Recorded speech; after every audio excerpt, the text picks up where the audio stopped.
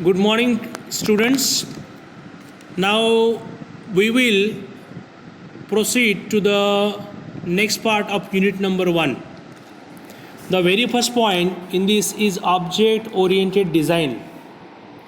Now this object oriented design, it's a technical expansion and adaptation of the output of analysis phase. The classes, relationship and collaborations from the analysis phase are complemented with new elements. It focuses on how to implement the system.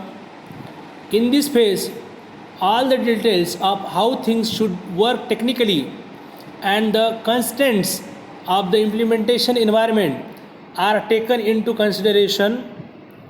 The result of analysis phase is carried out over design. Design phase gives technical solution to the problem captured during analysis phase.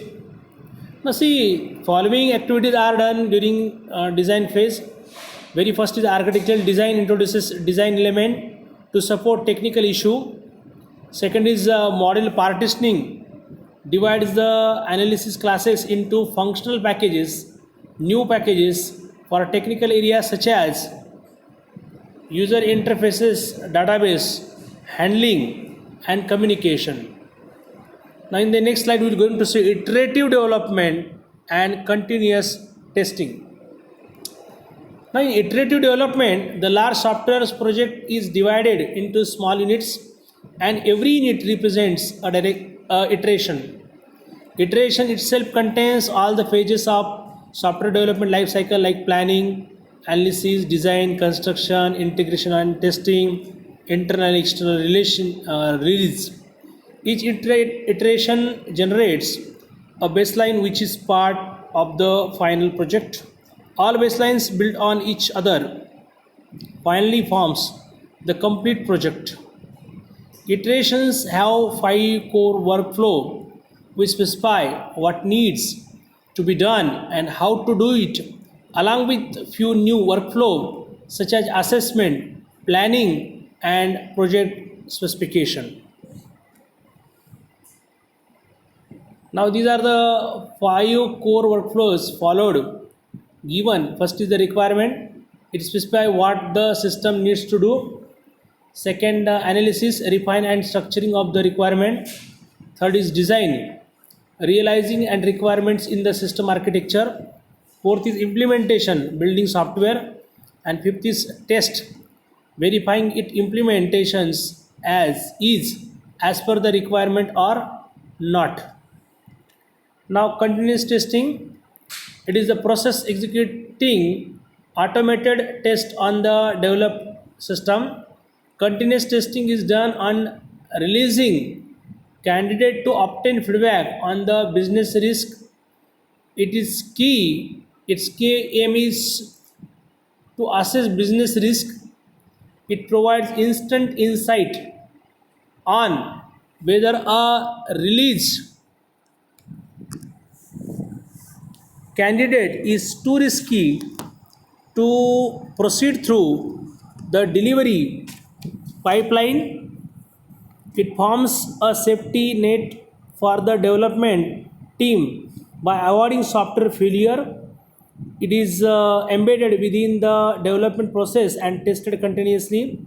It had a stable testing environment with valid test data to the available for each test run. It involves executing right set of tests at the stage of delivery pipeline. It includes end-to-end tests that truly assesses all technologies such as front-end and back-end.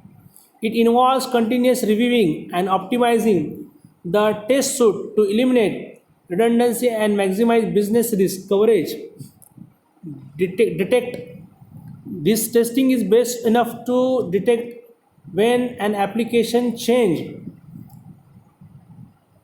individually impacts functionality that user have to rely on. Now next is modeling based UML. Modeling helps people understand, visualize and specify the parts of the system. It also helps to understand the relationship among the parts of the system. Modeling captures static dynamic nature of the system.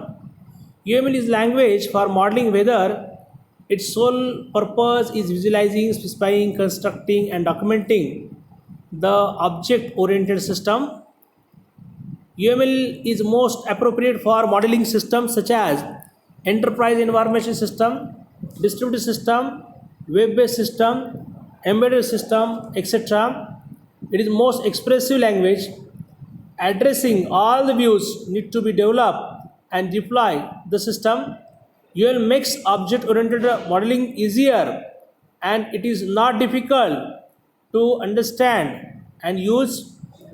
UML is more than just a bunch of graphical symbol.